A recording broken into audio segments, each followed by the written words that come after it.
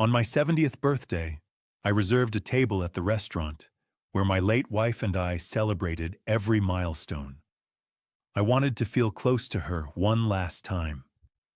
But when I arrived, they refused me entry. Your daughter called, sir. She warned us you're unwell, confused, that you might make a scene. Standing alone in the rain, I questioned everything I thought I knew, until a single father stepped forward, and what he said to me changed everything. Thank you so much for being here with me today. It truly means more than you know. Before the story continues, take a moment to let me know where you're watching from, your city or country. I love seeing how far these stories travel. Also, a quick note, this story contains some fictional elements added for educational and storytelling purposes. Any similarity to real people or settings is coincidental, but the message I'm sharing with you is meant to be meaningful and helpful. On my 70th birthday, I stood outside the Lexington Room with rain soaking through my wool coat, watching strangers celebrate inside the restaurant where my wife and I had marked every milestone for 40 years. The windows glowed amber in the October dusk.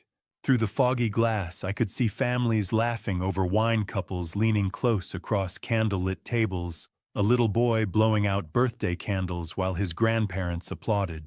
The scene looked like a Norman Rockwell painting, warm, perfect, everything a family should be. I wasn't part of that painting anymore. I'd made the reservation 3 weeks ago, right after my last doctor's appointment. Doctor Harrison had given me a clean bill of health, sharp mind, strong heart, better than most 50-year-olds, he'd said, with that encouraging smile doctors reserve for elderly patients. I'd walked out of his office feeling something I hadn't felt in 3 years, hopeful. Maybe 70 wasn't the end. Maybe there was still time to rebuild what I'd lost when Marianne died. So I'd called the Lexington Room and reserved table 14, our table tucked in the corner, by the stone fireplace, where Marianne always insisted we sit. It's the warmest spot in the restaurant. She used to say, though, I think she just liked watching the fire while we ate. Now, standing in the rain with my collar turned up against the cold, I reached into my jacket and pulled out my wallet. Tucked behind my driver's license was a photograph Marianne and me on our wedding day, 1976. She wore a simple white dress with lace sleeves. I wore a suit I'd borrowed from my college roommate. We were standing in front of Grace Cathedral in San Francisco, both of us grinning like we'd won the lottery. In a way, we had 48 years, I whispered to the photograph. Happy anniversary, sweetheart. The rain came down harder. I returned the photo to my wallet, squared my shoulders, and walked to the restaurant's entrance.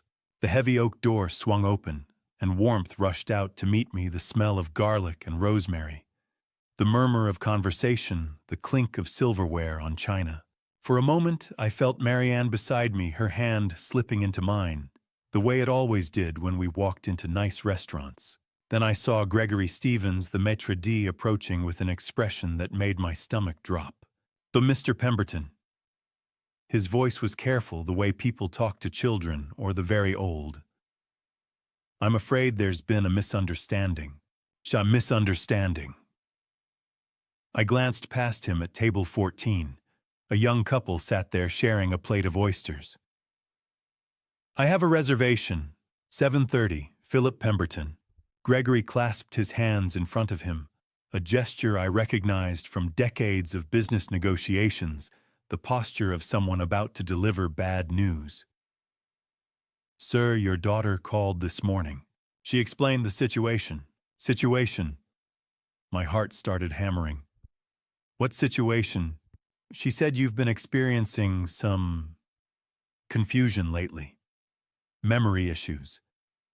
His eyes flicked to Melissa, the hostess who stood behind the podium watching us. She was very concerned. She said you might not remember making or canceling reservations. The words hit me like a slap. I don't have memory issues. I made this reservation 3 weeks ago, and I certainly didn't cancel it.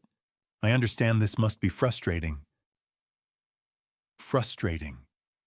My voice rose and several diners turned to look.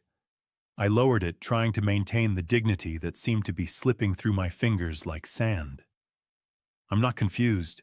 I'm here for dinner on my birthday, at the restaurant where my wife and I celebrated our 40th anniversary, where we celebrated every anniversary. Melissa stepped forward, her young face full of practiced sympathy. Mr. Pemberton, your daughter sounded very worried about you. She said you'd been having episodes, that you might become agitated if things didn't go as you expected. Episodes. I repeated the word, tasting its bitterness. I don't have episodes. Gregory touched my elbow gently, the way you'd guide someone who might fall. Perhaps it would be best if you went home, sir. Called your daughter. I'm sure she'd want to know you're safe. Safe. As if I were a child who'd wandered away from his parents. I pulled my arm free. I'd like to speak with the manager. I am the manager, Mr. Pemberton. Gregory's voice remained infuriatingly calm. And I'm sorry, but given the circumstances, I can't seat you tonight. It wouldn't be appropriate. Inappropriate. I was being deemed inappropriate at the restaurant where I'd proposed to my wife 50 years ago. I stood there for a long moment, feeling the eyes of everyone in the entrance watching me. An old man making a scene. An old man who couldn't remember if he'd canceled his own reservation. An old man whose daughter had to call ahead and warn the staff about his confusion. I see, I said finally. Then I apologize for the inconvenience. I turned and walked back into the rain. The door closed behind me with a soft click, shutting me out of the warmth and light. I stood on the sidewalk, rain drumming on my shoulders, and pulled out my phone. My hands shook as I scrolled to Allison's number. The call went straight to voicemail. This is Allison Pemberton. Leave a message. It's Dad, I said, trying to keep my voice steady. I'm at the Lexington room. Or I was. They said you called them. Said I'm confused. Allison, I don't understand what's happening. But I need you to call me back. Please. I hung up and stared at the phone, willing it to ring. It didn't. Through the restaurant windows, I watched the little boy from earlier hug his grandfather. The old man's face lit up with joy, and something in my chest cracked. That should have been me tonight. That should have been my family, my celebration, my moment of connection. Instead, I was standing in the rain, wondering if I really was losing my mind. Had I canceled the reservation and forgotten? Was Allison right to be worried? The doctor had said I was fine, but doctors missed things. Maybe I'd been hiding the symptoms, even from myself. I thought about the past 3 years since Marianne died. The empty house, the quiet dinners alone, the conversations I had with her photograph before bed. Maybe that wasn't normal. Maybe Allison had noticed something I couldn't see. Maybe I really was confused. The rain soaked through my coat, and I started to shiver. I should go home, take a hot shower, try to remember if I'd done or said anything lately that would make my daughter think I needed intervention. I was about to walk to my car when I heard a voice behind me. Sir, are you all right? The hand on my shoulder was steady and warm. I turned to find a man in his mid-30s, dark hair, wet from rain leather jacket, dripping eyes, holding genuine concern. Beside him stood a little girl in a yellow raincoat, dotted with cartoon bees, holding a small umbrella. She looked up at me with Marianne's eyes, that particular shade of hazel that changed with the light. I'm fine, I said automatically. The man didn't move his hand. I saw what happened in there. That wasn't right. He gestured toward the restaurant. My daughter and I have a table inside. We'd be honored if you'd join us. I stiffened. That's very kind, but I couldn't impose. It's your birthday, the little girl said suddenly. Daddy heard that man say so, and nobody should be alone on their birthday. That's a rule. My throat tightened. It's your birthday, too. She shook her head, rain flying from her hood. No, silly. It's your birthday. I make the rules in our house. Something in her father's wry smile broke through my resistance. Or maybe it was the way she looked at me, as if whether I came to dinner mattered more than anything. All right, I heard myself say. If you're sure. We're sure, he said. Gregory Stevens's face when he saw us was a masterpiece of barely concealed shock. His professional mask slipped for just a second before he nodded at my companion. "Mr. Warner, your table is ready," so this stranger was a regular. That explained Gregory's restraint. We followed a waitress Willa according to her name tag to a corner booth by the fireplace. The warmth thawed my frozen hands as I slid into the leather seat. The girl bounced in beside me while her father took the opposite side. "See," she said, beaming. "Much better than standing in the rain." I couldn't argue. "I'm Jacob Warner," the man said, extending his hand across the table. "This is my daughter Clara. And you are—" "Philip Pemberton." His grip was firm, self-sufficient. I recognized it because I had the same handshake, the kind you develop when you've had to be strong for too long. Clara had pulled out crayons and was already drawing on her placemat. "Do you have grandkids, Mr. Philip?" The question hit me like a punch. No, I don't." "That's sad," she said matter-of-factly. "Grandpas are important." "Do you fish, Clara?" Jacob said gently. "It's all right," I interrupted. "I used to fish. With my wife. Before she—" I stopped. Clara looked up. Her crayon paused. "Did she go to heaven?" I nodded. "Yes, 3 years ago." I'm sorry," she said, and the simple sincerity made my eyes sting. "Heaven's nice, though. That's where my mama is. Daddy says she's watching over us." I glanced at Jacob, saw the tightness around his eyes. "Clara's mother left when Clara was 2 weeks old," he explained quietly. "We haven't heard from her since. 7 years. He'd been raising this bright, compassionate child alone for 7 years. "That must be difficult," I said. "We manage." His tone made it clear he didn't want to dwell on it. "What brings you to the Lexington room tonight?" I looked down at my wedding ring. "My wife and I used to come here for every anniversary. 40 years worth of celebrations at table 14. I gestured toward where the young couple sat. "I thought being here would make me feel closer to her. And instead they turned you away." Jacob said, his jaw tightening. We ordered pasta for Clara, steak for Jacob, salmon for me. As the food came and conversation flowed, I found my appetite returning. Jacob told me about his work as a software developer working remotely so he could be home with Clara. Clara chattered about second grade, her teacher Mrs. Morrison, her best friend Sophie, who had a hamster named Cheerio. She had Marianne's laugh, bright and uninhibited, the kind that made everyone smile. And she had dark hair, almost black, that fell in waves around her face. Just like number 1.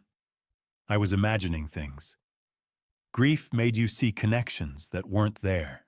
But then Clara smiled at something Jacob said, and I saw it again, that particular tilt of her head, the way her nose crinkled the dimple in her left cheek, but not her right.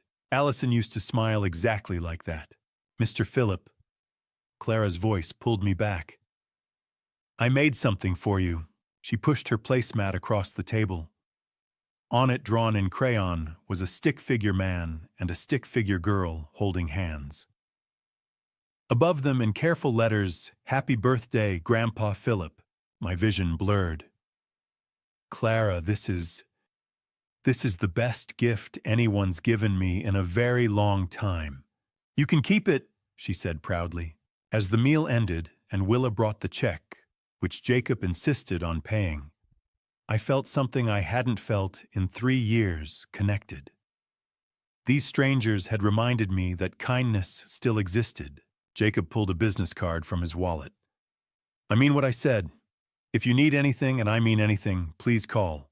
I took the card, Jacob Warner Software Development, followed by a phone number. Portland, Oregon. "Thank you," I said. "Both of you. You've made a difficult night bearable." Clara hugged me fierce and quick. "I hope you have lots more birthdays, Grandpa Philip." I watched them walk away, Jacob's hand on Clara's shoulder. Heads bent together as they laughed. The picture of a complete family, even with a missing piece. And as they disappeared into the rain, I couldn't shake the feeling that Clara's smile reminded me of someone. Not just anyone, but someone I'd lost long ago. Someone who used to smile exactly like that before the world made her forget how. Dawn found me at my kitchen table with Clara's drawing spread before me and coffee growing cold in my hands. I'd given up on sleep around 4 when the questions became louder than the silence. I climbed to my study and pulled the photo albums from the top shelf, the ones I'd hidden after Marianne died. The one labeled Allison Childhood felt heavy in my hands. On the third page, Allison's 7th birthday party. Yellow dress dotted with sunflowers, chocolate cake in her hands, dark hair falling in waves, and that smile dimple in her left cheek, but not her right nose, crinkling head tilted just so. Clara's smile. Exactly. I turned pages with trembling fingers. 6 years old, 8, 9, all showed that same face, those same features I'd seen last night, in a little girl wearing a bee-covered raincoat. The resemblance wasn't similar. It was identical. Another photograph, Allison at 7, sitting on my shoulders at a 4th of July parade, completely trusting I'd never let her fall. When had we lost that? When had my daughter stopped looking at me with trust? I knew the answer. The day Marianne collapsed in the garden. Massive stroke, sudden, mercifully quick. But nothing merciful about the hole it left. Marianne had been the glue holding our family together. Without her, Allison and I became strangers speaking different languages. Allison moved out 6 months after the funeral. We had dinner once a month, stiff affairs, discussing business and weather and everything except what mattered. I'd told myself she needed space to grieve. But what if I'd been wrong? My phone buzzed. Jacob's text. Hope you're feeling better this morning. Clara wanted me to make sure you got home safely. I typed back, I'm fine. Thank you again. His response, anytime. Clara's already planning your next birthday party. Despite everything, I smiled. Then I pulled up Allison's contact and hit call. Straight to voicemail. Again. It's Dad, I said. We need to talk. Call me back. The doorbell rang before I could say more. Raymond Foster stood on my porch holding a casserole dish. Morning, Phil. Martha's lasagna. We settled at the kitchen table with coffee. Raymond talked about the Seahawks until he said something that made me freeze. And Allison stopped by yesterday, looking for you. I set down my cup carefully. She was here, around 3, said she'd been trying to call. He studied me. She seemed worried, asked if I'd noticed anything off about you lately. Off, to her word. Wanted to know if you'd been forgetful, if you'd said or done anything unusual. Raymond paused. I got the impression she was hoping I'd say something different. The coffee turned to acid. What did you tell her? The truth that you seem sharp as always. His eyes narrowed. Phil, what's going on? If someone wanted to make it look like I was incompetent, what would they need? Jesus. Raymond leaned back. Medical records. Testimony from people close to you. Documentation of confusion, memory loss. Poor judgment. He fixed me with a hard look. Your own daughter. Maybe I'm paranoid. Are you? I didn't answer. The restaurant incident, the questions to neighbors, the careful construction of a narrative about my declining mental state, it all fit too perfectly. After Raymond left, I pulled out Jacob's business card. Portland, Oregon. Clara's mother left 7 years ago. 7 years ago was 2017. The same year Allison took that sabbatical from Pemberton Holdings. 8 months of finding herself. She'd come back different, harder, colder, more focused on business. What if she hadn't been traveling? What if she'd been in Portland? I opened my laptop and searched Portland, Oregon mother abandons baby 2017. The third result? A human interest story from the Oregonian, March 2017. Single father raises newborn after mother's disappearance.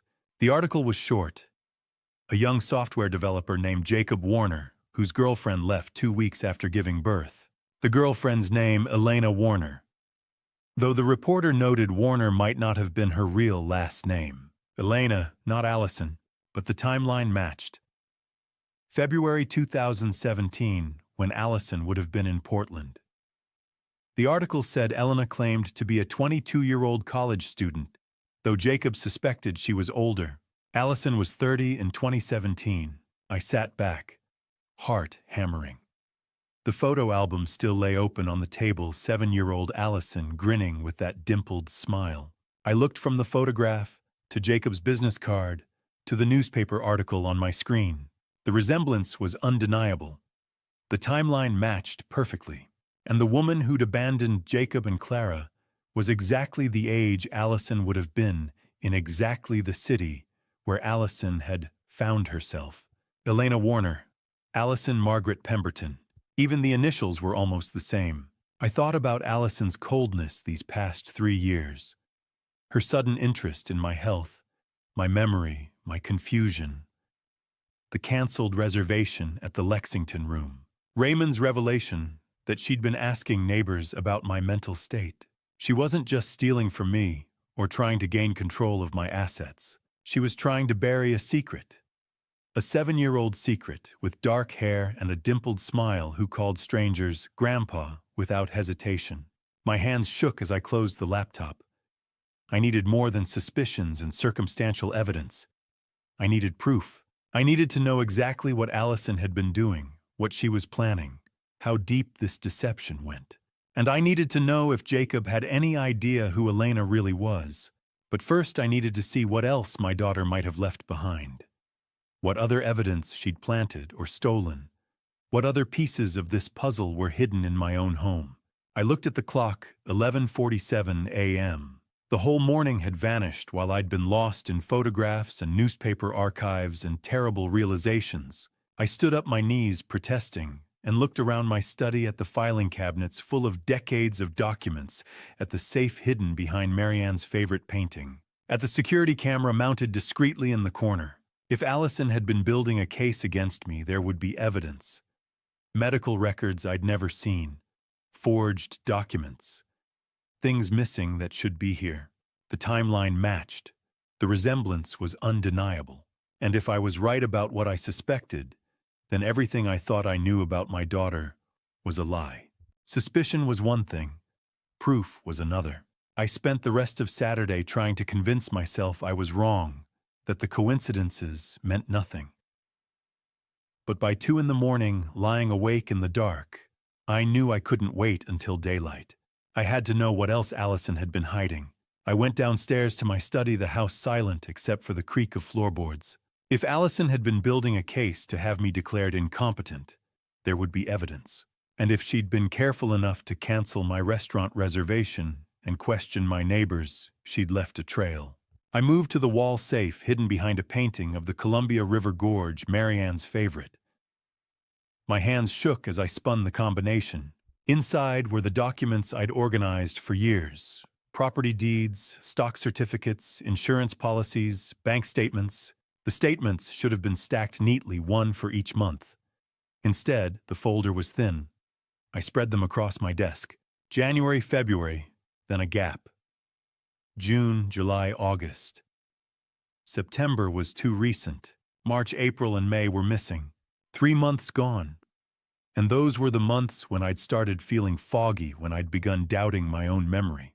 I called the bank's 24-hour service line. After security questions, the representative returned. Mr. Pemberton, there are 2 authorized users, yourself, and Allison Pemberton added 6 months ago with full privileges. My stomach dropped. I didn't authorize that. Our records show you came into the branch. Your signature is on file. I hadn't been to the bank in over a year. Not since Marianne died. Any unusual withdrawals, I asked. There have been several transfers to another institution. Approximately $85,000 over 4 months. $85,000. My money taken while I trusted her. I ended the call and sat in the dark. Breathing slowly, then went to the master bathroom. The medicine cabinet held the usual bottles, blood pressure pills, vitamins, allergy medication. But pushed to the back was one I didn't recognize. Lorazepam, 2 milligrams. Take 1 tablet as needed for anxiety. The prescription was in my name, filled 2 months ago at a pharmacy I'd never visited. Prescribing physician Dr. Brady Thornton. The bottle was nearly empty. I had never taken a single pill. I'd never seen it before. Then I remembered. 2 months ago, Allison had started bringing dinner twice a week. "You shouldn't eat alone, Dad," she'd said. Thoughtful meals, careful portions, and after every dinner I'd felt exhausted, barely able to climb the stairs. I'd blamed age and grief, but what if it hadn't been natural? I went to Marianne's dressing room and opened the antique jewelry box from her grandmother. Inside were the pieces she cherished: pearls, a garnet ring, the diamond earrings from our anniversary. The velvet compartment where the Victorian diamond brooch belonged was empty. That brooch was worth at least $50,000. I knew it had been there 3 months ago. I was certain. My hands shook as I returned to the study and opened the home security system. The cameras stored footage for 90 days. I scrolled through the nights. 6 weeks ago, 11:22 p.m. The footage jumped to 11:47. 25 minutes missing. 5 weeks ago, 6:43 p.m., 8 minutes gone. 3 weeks ago, 2:17 a.m., 15 minutes erased. Someone had been in my house deleting evidence. And I knew who. I stared at the screen, sick with clarity. My daughter, the child I raised, the woman I trusted, had been stealing from me, drugging me, and constructing a story of my mental decline. But why go this far? If she wanted money, I would have given it. If she wanted the company, we could have planned it. Unless it wasn't just about money. Unless it was about stopping me from asking questions. From discovering what she'd done 7 years ago in Portland. From finding out about Clara. My gaze fell to the wastebasket. On top was a document I didn't remember throwing away. Psychiatric evaluation confidential. Patient Philip James Pemberton, age 70. Evaluating physician Brady Thornton, M.D. It diagnosed early-stage dementia and recommended immediate guardianship. I searched the Oregon Medical Board. No results. I called hospitals in Portland. No Dr. Brady Thornton had ever existed. The evaluation was a forgery. Sitting there, I finally understood Allison's plan. She wasn't just stealing money. She was building a legal case to have me declared incompetent, to take control of everything I owned, to put me somewhere I couldn't interfere. And Clara was the reason. Sweet Clara, who'd called me Grandpa Philip, who'd drawn me that picture. She was the secret Allison needed buried. Proof of a past. She'd erased a child. She'd abandoned a lie she'd lived for 7 years. If I uncovered the truth, if I connected Elena to Allison, everything would collapse. She needed me silenced, controlled, declared unfit before I could expose it all. My daughter was trying to destroy me, and at last I understood why. The realization settled slowly, like ice in my chest. Every doubt I'd brushed aside, every moment I'd laughed at myself for forgetting, had been carefully engineered. Allison had layered deception on deception, trusting I would question myself before I ever questioned her. Grief made me vulnerable. Loneliness made me trusting. She had used both. What frightened me most wasn't the money or the jewelry. It was how close she'd come to succeeding. Another month and the paperwork would have been filed, my voice dismissed as confusion. I wasn't losing my mind. I was being robbed of it. And now that I knew the truth, I also knew survival depended on patience, evidence, and choosing the right moment to act. Carefully. By Sunday morning, I'd made my decision. I couldn't do this alone. Whatever Allison was planning, whatever she'd done 7 years ago, Jacob deserved to know the truth. And I needed to know if my suspicions were right. At 9 o'clock, I pulled out the business card he'd given me at the restaurant and dialed before I could second-guess myself. He answered on the third ring. "Hello, Jacob, it's Philip Pemberton. From the other night." A pause. "Mr. Pemberton, is everything all right?" "No," I said, and heard how rough my voice sounded. "No, it's not. I need to ask you something about Clara's mother. The silence on the other end stretched so long, I thought the call had dropped. Then, can we meet in person? Yes, please. There's a coffee shop downtown. Riverside Coffee on 3rd Street. 10:30. I'll be there. I arrived 15 minutes early, but Jacob was already waiting at a corner booth, hands wrapped around a mug he wasn't drinking from. He looked like he hadn't slept either, dark circles under his eyes, jaw tight with tension. He stood when he saw me. Mr. Pemberton. Philip, please! I slid into the seat across from him. A waitress came by. I ordered coffee I didn't want just to have something to do with my hands. When she left, Jacob leaned forward. Clara's with a babysitter, he said quietly. I didn't want her hearing this conversation. Whatever this conversation is, I nodded. Smart. You said you wanted to ask about her mother. I took a breath. When did Elena leave? His jaw tightened. February 2017, 2 weeks after Clara was born. He said it like he'd said it 1,000 times before to doctors and social workers and curious strangers. Valentine's Day, actually. Clara was born on Valentine's Day. Elena left on the 28th, 2 weeks. She'd stayed with her newborn daughter for exactly 2 weeks, then vanished.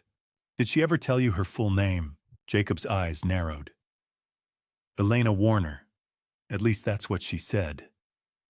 But I always suspected Warner wasn't her real last name. She was cagey about her past. No family photos, no social media always paid cash. I thought maybe she was running from something. An abusive ex, maybe, or family trouble. He paused. Why are you asking? Instead of answering, I pulled out my phone and opened the photo gallery. I'd spent an hour last night selecting the right pictures, recent ones of Allison at company events, clear shots of her face. I turned the phone toward Jacob. Do you recognize this woman? He looked down at the screen. For a moment, nothing happened. Then his face went completely white. The mug in his hands trembled, coffee sloshing over the rim onto the table. That's her, he whispered. That's Elena. The words hung in the air between us. The coffee shop noise, the hiss of the espresso machine, the chatter of other customers, the clink of cups faded to nothing. There was only Jacob's stricken face and the photograph of my daughter on the screen between us. That's my daughter, I said. Allison Pemberton. Jacob stood up so fast his chair scraped against the floor. Several people turned to look. He didn't seem to notice. His hands were shaking and his voice when he spoke was barely controlled. Your daughter. He wasn't asking. He was processing the pieces falling into place. Your daughter abandoned Clara. Your daughter is the woman who left my 2-week-old baby in the middle of the night with a goddamn note. I didn't know, I said quickly. I swear to God, Jacob, I had no idea until Friday night. When I saw Clara, when I saw her smile, I thought she looked familiar, but I couldn't. I stopped, tried to collect myself. Allison disappeared for 8 months in 2016 and 2017. She said she was traveling, finding herself. She came back different, colder, more focused on the business. I thought it was grief my wife had died and Allison and I weren't handling it well. Jacob sat back down slowly, like his legs wouldn't hold him anymore.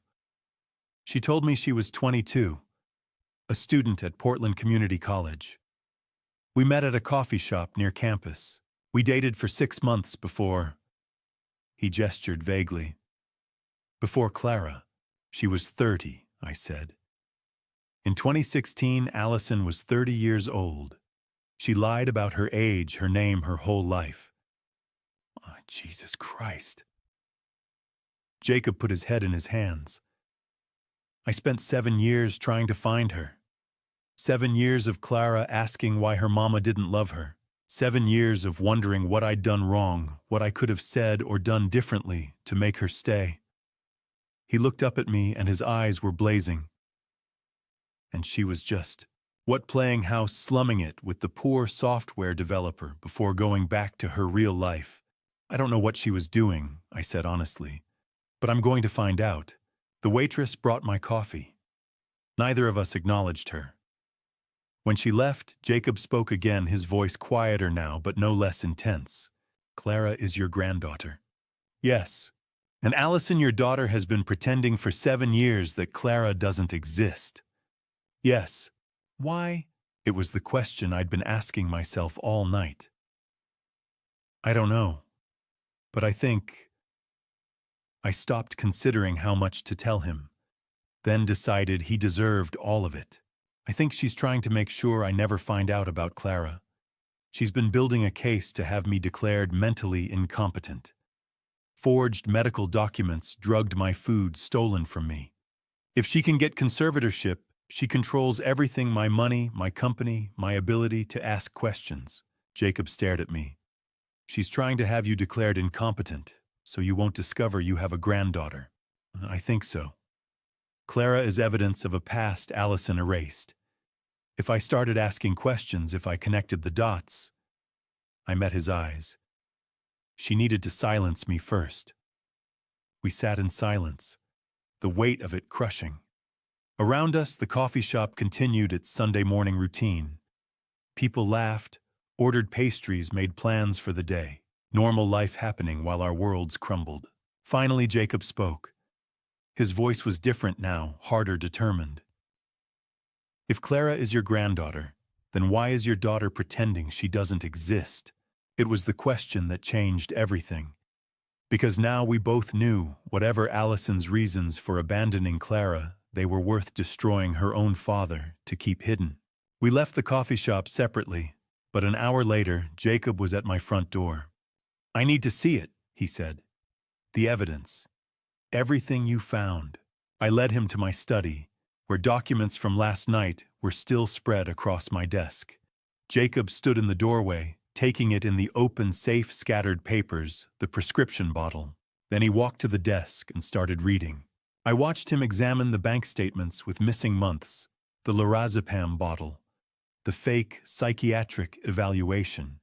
His jaw clenched tighter with each piece. Finally, he looked up. She's building a case to prove you're incompetent. I know. But why go to these lengths? He gestured at the evidence. If she wanted money, there are easier ways. That's what I can't figure out. If she just needed money, I would have given it to her. This is scorched earth. Jacob was quiet, thinking. Then, how much is Pemberton Holdings worth? Conservatively, $15 million, with real estate and investments closer to 20. He let out a low whistle. And if you were declared incompetent? With conservatorship, probably Allison. She's my only child, she already works there. Control the company, control your assets, control your ability to ask questions. He picked up the lorazepam bottle. And if you're drugged and confused, no one would believe you if you tried to fight it. And Clara. Clara is a loose end. His voice was flat fury underneath. Proof of Allison's past. If you discovered Clara exists, she needed you silenced first. We stood in silence, the weight settling over us. Ma, we need proof, I said finally. Real proof Clara is my granddaughter. Something that would hold up legally. DNA test. Can you get a sample from Clara hair from her brush? Yeah, I can do that. I'll find a private lab, somewhere discreet. And if the test confirms it, Jacob asked, then we figure out how to stop Allison and protect Clara. Jacob extended his hand. Partners. I took it. Partners. We stood there, two strangers, 48 hours ago, now bound by a little girl with dark hair and a woman who'd betrayed us both. Then Jacob cleared his throat. There's something else you should know. I waited. That night at the restaurant when I invited you to join us. He paused. That wasn't a coincidence. My stomach tightened. What do you mean? I've been looking for Elena for 7 years. About 3 months ago, I was doing another search. Found a business article about Pemberton Holdings. There was a photo of the leadership team. And you saw Allison. I saw Elena. The article said Allison Pemberton Viv P of Operations. So I started digging, found more photos, the company website. He gestured at me. Found you. And Elena had a photo in her Portland apartment. An old picture from a company picnic, you and a teenage girl. I didn't think much of it then, but when I saw you on the Pemberton Holdings website, I recognized you. I stared at him. You've been watching me for 3 months, trying to figure out how to approach you without sounding crazy. What was I supposed to say? Your daughter might be my missing ex-girlfriend. He laughed without humor. Then I saw the scene at the restaurant, saw them turn you away, and I thought maybe you needed to know the truth as much as I did. You orchestrated this. I took an opportunity. I didn't plan for your daughter to humiliate you. But when it happened, I saw a chance to help you and get the answers I've been searching for. I should have been angry. He'd manipulated me, used my pain as an opening, but all I felt was relief. Jacob had been looking for the truth as desperately as I was. You spent 7 years searching, I said, for Clara, so she'd know her mother didn't disappear for no reason. I looked at this man who'd become an ally in 48 hours, and realized Allison had miscalculated badly, because now there were 2 of us. We should get started on that DNA test, I said. Jacob nodded. I'll get Clara's sample tonight. I'll make the calls tomorrow. He headed for the door, then stopped. Philip, whatever happens next, Clara comes first. No matter what we find out, Clara's safety comes first. Agreed. After he left, I stood in my study looking at the evidence. The fake evaluation, the drugged medication, the stolen money. My daughter had orchestrated all of this to protect a secret she'd buried 7 years ago. But she'd made one mistake. She'd underestimated what a father and a man who'd spent 7 years loving the daughter she'd abandoned would do to protect a little girl with dark hair and a dimpled smile. The email arrived at 7:30 Tuesday morning, while I was sitting at my kitchen table with coffee I couldn't taste and toast I couldn't eat. Subject results. Patient ID number P. 202400928 from Dr. Sarah Mitchell, Pacific Northwest Genetics Laboratory. My hand shook as I clicked to open it. The PDF downloaded slowly, or maybe it just felt slow because every second was an eternity. Finally, the document filled my screen. Paternity test results. Confidential. Alleged. Grandfather Philip James Pemberton child. Clara Rose Warner. Date of collection. September 29th, 2024. Date of analysis. October 1st, 2024. I scrolled down, my heart hammering so hard I could feel it in my throat. Past the technical details about genetic markers and probability calculations, past the laboratory certification to the conclusion at the bottom of the page. Conclusion.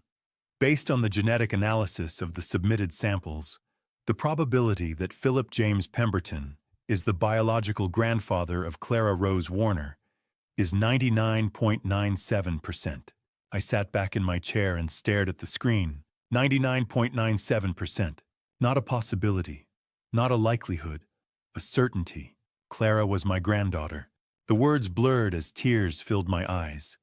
I tried to blink them away, but they kept coming. I hadn't cried this much since Marianne's funeral, and now I couldn't seem to stop.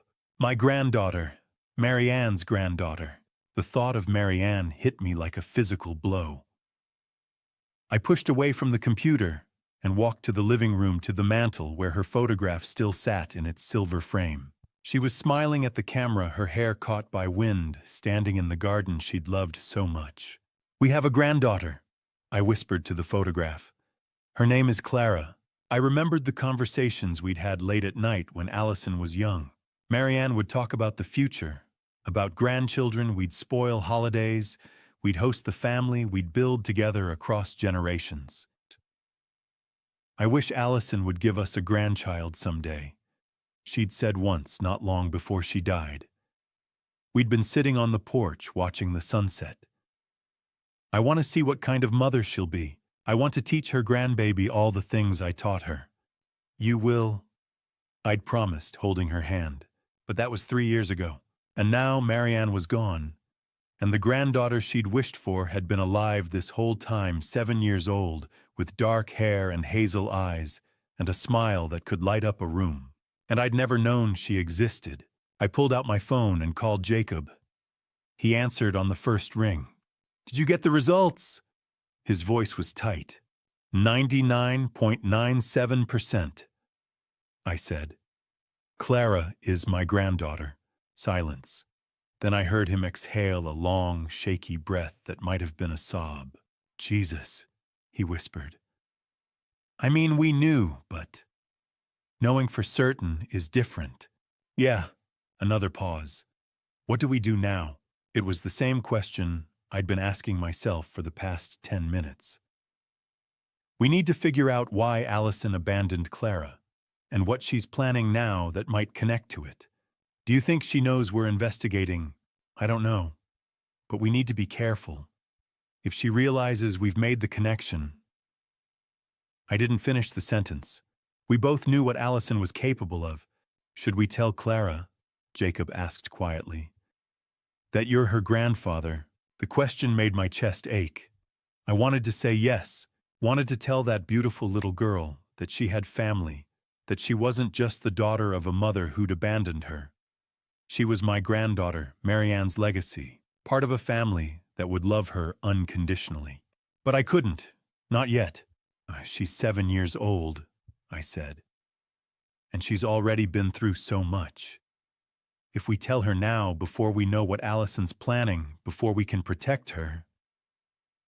I stopped, swallowed hard. Let's keep her safe first. Then we'll figure out how to tell her the truth. You're right. Jacob's voice was rough. God, I hate that you're right, but you are. Did you send me the scan of Clara's birth certificate? Check your email. I sent it this morning. I pulled up my inbox on the computer. There it was, another PDF, this one, a copy of an Oregon State birth certificate. I opened it. Certificate of Live Birth, State of Oregon. Child's name, Clara Rose Warner. Date of birth, February 14th, 2017. Place of birth, Providence, Portland Medical Center, Portland, Oregon. Mother's name, Elena Margaret Warner. Mother's age, 22, stated. Father's name, Jacob Thomas Warner. Father's age, 28. I stared at the mother's name, Elena Margaret Warner. Margaret. Allison's full name was Allison Margaret Pemberton. The middle name had come from Marianne's mother, a family tradition she'd been so proud of, and Allison had given that name to the alias she'd used to seduce Jacob. As if even while lying about everything else, she couldn't quite erase who she really was. The middle name, I said to Jacob. Did you notice? Margaret. Yeah, I saw that. That's Allison's middle name. Allison Margaret Pemberton. So she kept part of her real identity. Jacob said slowly. Even while lying about everything else. Maybe she couldn't help it. Or maybe... I studied the birth certificate again. Maybe she wanted to leave a trail, some part of her that could be found if anyone looked hard enough. But you didn't look, until now. No. The word tasted bitter. I didn't. I printed out the birth certificate and the DNA results, then filed them carefully in a folder I labeled simply Clara. Evidence, but also something more, proof of a connection I should have known about 7 years ago. Valentine's Day. Clara had been born on Valentine's Day 2 weeks before Allison abandoned her. 2 weeks before she came back to Greenwood Hills and slipped back into her old life as if nothing had happened. What had those 2 weeks been like? Had Allison held her baby, fed her, looked at Clara's face and felt anything at all? Or had she already been planning her escape? I looked at Marianne's photograph again. I'll protect her, I promised. I'll make sure Clara knows she's loved, that she belongs to a family, even if that family was broken, even if the person who should have loved Clara most had thrown her away. My phone buzzed. A text from Jacob. Thank you. For wanting to be her grandfather. For not giving up. I typed back, she's family. That's all that matters. And it was true. Whatever Allison had done, whatever she was planning, Clara was innocent. She was 7 years old and loved dinosaurs, and drew pictures for strangers, and called people Grandpa with heartbreaking ease. She was my granddaughter, and I would protect her. I just didn't know yet what I'd have to protect her from. Jacob called me Wednesday night with an update. I'm going to Portland tomorrow, he said. I need to dig into Elena's past, see what I can find. Do you want me to come with you? No, he replied. Stay there. Keep an eye on things. If Allison suspects we're investigating, she might make a move. He hesitated. And this is something I need to do. For Clara, I understood, so I waited. Thursday evening, he called again. His voice was different this time, tight controlled like he was holding something back. I found things, he said. You need to hear this. He started at Portland Community College. The registrar's office was tucked behind the main administration hall, staffed by a middle-aged woman who barely looked up as she typed. I need information about a former student, Jacob said. Elena Warner, fall 2016. The registrar frowned at her screen. I'm not seeing any record of an Elena Warner enrolled that term. Are you certain of the name? Could you try Allison Pemberton? Her fingers paused, then resumed. Yes. Allison Pemberton. She audited 2 courses in fall 2016, Psychology 101 and Creative Writing. Not degree seeking. Something clicked for Jacob. Elena hadn't truly existed. She'd created a version of herself that couldn't be easily traced. Can I contact the instructors? The registrar hesitated, then nodded. Psychology was taught by Professor Linda Anderson. She's still here. Professor Anderson's office was cluttered with books and papers. She studied Jacob carefully when he mentioned Allison. I remember her, she said. Quiet, sat in the back, rarely spoke, but her written work was excellent. She paused. She dropped the class after midterms. That surprised me. Did she explain why? She said she was pregnant. Said she needed to focus on that. Professor Anderson tilted her head. You're the father, Jacob nodded. She told me she was 22, the professor said softly. I thought she was handling things well for someone so young. She was 30, Jacob said. Professor Anderson exhaled. Then I'm sorry. For you. And for the child. From the college, Jacob drove to the southeast Portland apartment where Elena had lived. The landlord, Mrs. Rodriguez, remembered her immediately. That girl, she said, shaking her head. She vanished in the middle of the night. Left most of her things behind. Owed me 2 months' rent.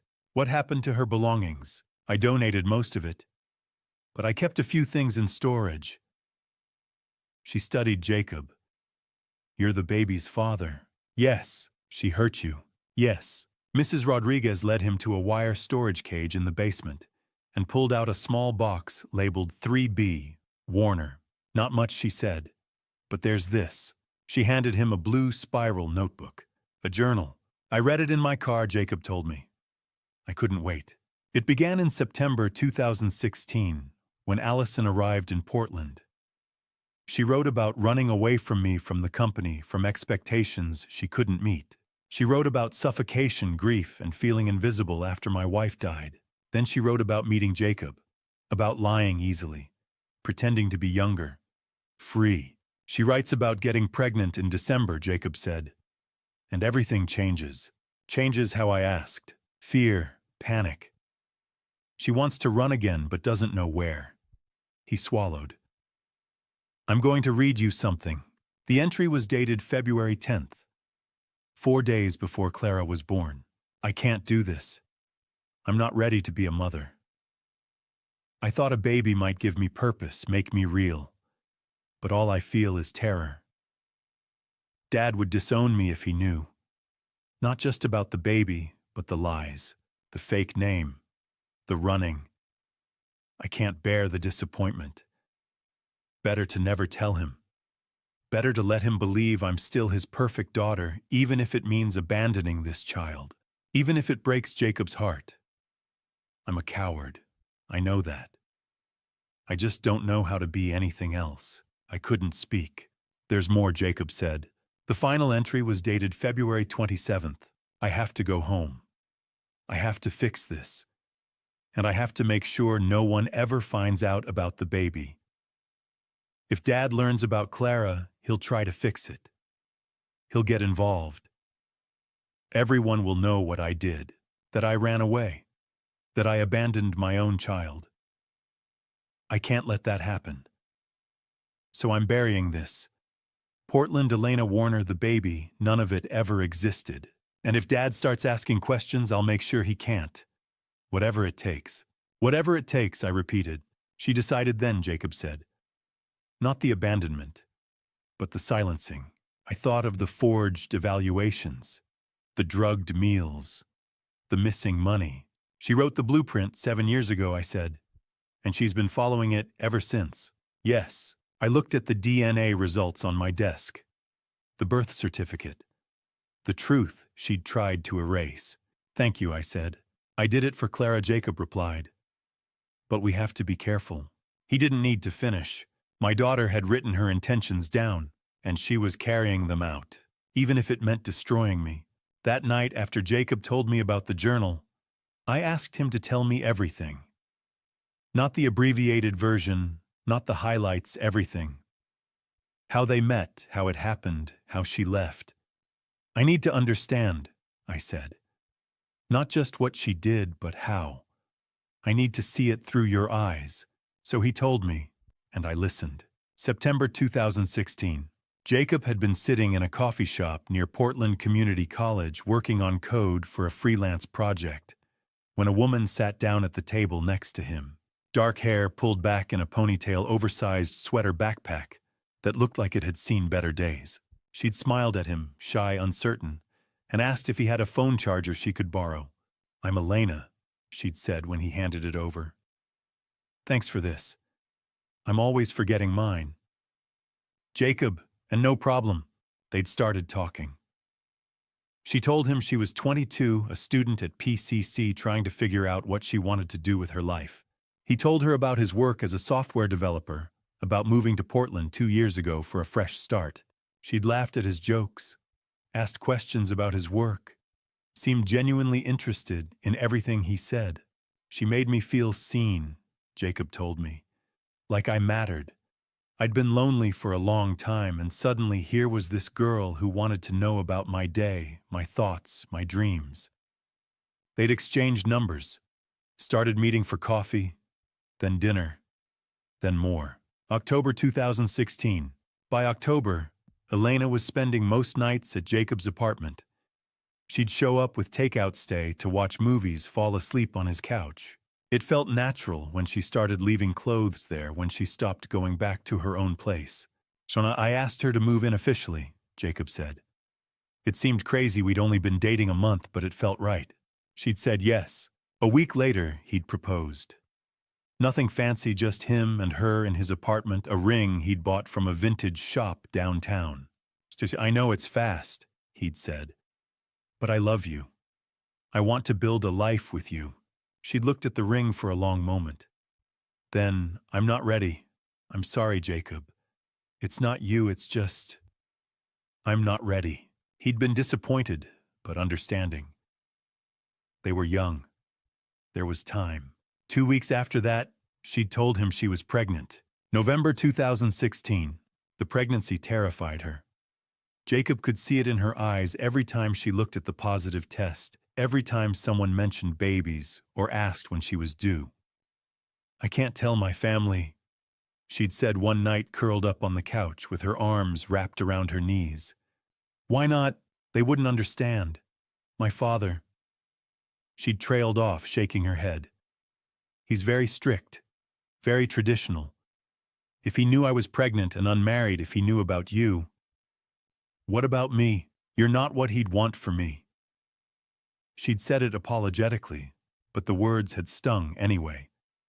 Jacob had promised he'd take care of her and the baby, that she didn't need her family's approval, that they'd be okay on their own. She'd nodded, but he could tell she didn't believe him. February 14th, 2017. Clara was born at Providence Portland Medical Center on Valentine's Day. 7 pounds, 3 ounces. Dark hair, surprisingly alert eyes, a cry that filled the delivery room. The nurses had placed her on Elena's chest for skin-to-skin contact. Elena had looked down at her baby, with an expression Jacob couldn't read. Not love, not joy, not even curiosity. Just nothing. I thought it was shock, Jacob told me. Or exhaustion. Labor had been long. I told myself she'd bond with Clara once they got home, once she'd had time to rest and process. But the emptiness in Elena's eyes never went away. For 2 weeks, she went through the motions. Changed diapers, fed Clara bottles, held her when she cried. But there was no connection, no warmth. She moved like a robot, doing what needed to be done without any emotion behind it. Jacob had called the hospital worried about postpartum depression.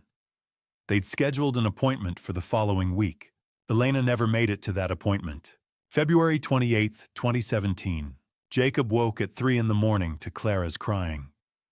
He'd reached across the bed, automatically expecting to find Elena to take turns soothing their daughter the way they'd been doing for 2 weeks. The bed was empty. He'd gotten up, gone to Clara's crib, picked up his screaming daughter. "Shh, baby, it's okay. Daddy's here." But where was Elena? He'd searched the apartment. Bathroom empty, kitchen empty, living room empty. Her backpack was gone, her jacket, her ID. On the kitchen counter, weighted down by a coffee mug, was a piece of notebook paper torn from a spiral binding. "I'm sorry. I can't do this. Take care of her. E." That was all.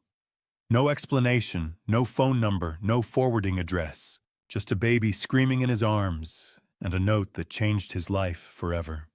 I called her phone. Jacob said, his voice hollow with the memory. Over and over. It went straight to voicemail. I called hospitals, police shelters, filed a missing person report, but she'd left voluntarily, and she was an adult, so there wasn't much they could do. He'd sat on the floor of his apartment holding Clara and cried until he had nothing left. I sat across from Jacob in my living room, the story hanging between us like smoke. Outside it was dark. We'd been talking for hours. The coffee in my mug had gone cold.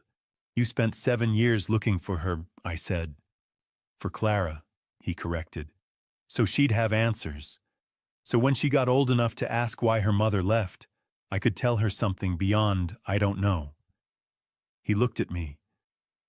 I wanted to understand, and I wanted Clara to know it wasn't her fault, that there was a reason, even if it was a terrible one. "And now you have your answer."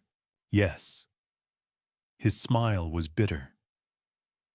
Elena Warner was Allison Pemberton. The woman I loved was a lie. She wasn't 22, she wasn't a student. She wasn't figuring out her life, she was running from it. And when reality caught up to her when she had a baby, she didn't want and couldn't explain. He gestured helplessly. She ran again. I thought about Allison at 7 years old, sitting on my shoulders at the 4th of July parade, about the journal entry where she wrote that she wasn't ready to be a mother, that I would disown her if I knew. She'd been so wrong. I would never have disowned her. I would have helped, supported, loved her through it. But she'd never given me the chance. "The answer we have," I said slowly, "isn't the one either of us wanted." "No." Jacob stood, picked up his jacket. "But it's the truth. And now we have to figure out what to do with it." After he left, I sat in the dark and thought about my daughter. About the choices she'd made, the lies she'd told the people she'd hurt. And I wondered if she'd been capable of abandoning her own newborn baby 7 years ago. What else was she capable of now? Before I walk you through that confrontation, before I tell you what I said to Allison and how she reacted, I need to know you're still here. Type truth in the comments if you want to see this showdown, because what happens next will leave you speechless. And just a heads up, this story includes some fictional elements for storytelling purposes. So if that's not your thing, feel free to stop here. But if you're ready for the confrontation you've been waiting for, let's go. 3 days after the DNA confirmation, I drove downtown to Pemberton Holdings. The building rose from glass and steel, 20 stories of success I had built from nothing over 4 decades. I remembered the pride I felt when we first moved into this space, convinced I was creating something that would last for generations. Now I wasn't sure of anything. The receptionist looked up as I entered the lobby, her professional smile faltering. "Mr. Pemberton, we weren't expecting you today. I'm here to see my daughter. Of course, I know where her office is."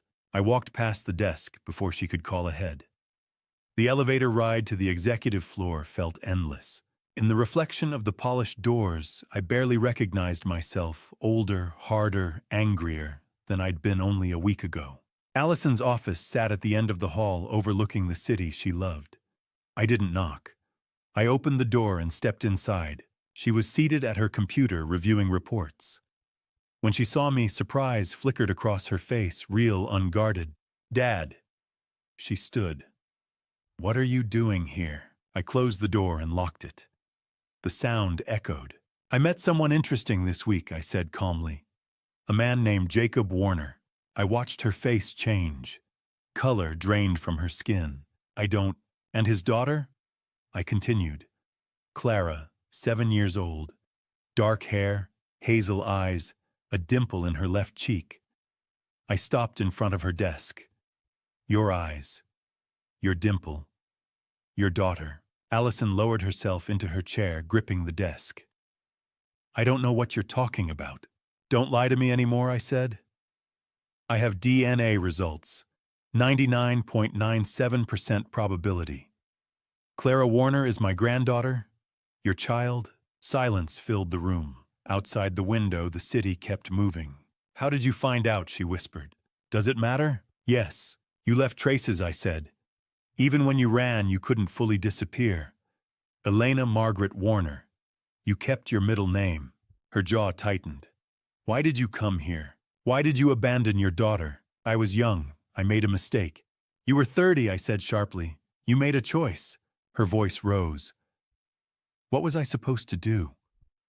Come home and admit I'd been living under a fake name, that I'd had a baby with someone I barely knew?" "You could have told me," I said quietly. "I would have helped."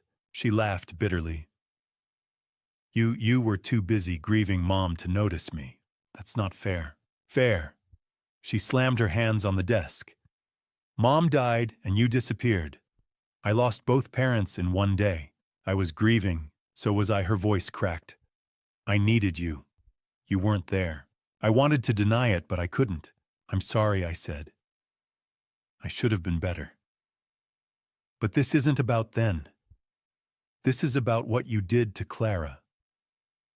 And what you're doing to me now." Her expression closed. "I don't know what you mean. Why did you cancel my reservation at the Lexington room? Why did you tell them I was confused?" "Because you are," she said calmly. "You're 70. You forget things." "I'm not forgetting anything," I said.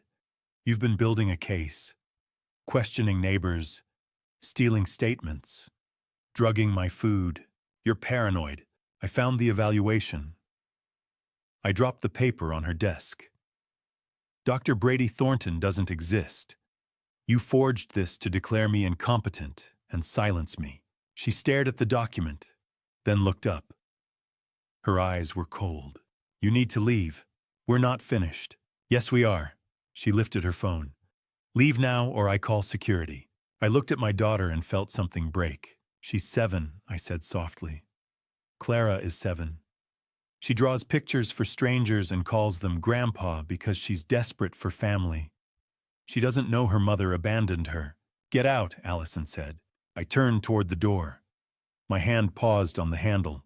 "I thought I knew you," I said. I thought the girl who believed I could fix anything was still there. I shook my head. "But she's gone." She didn't respond. I left. As I walked down the hall, I heard her door close.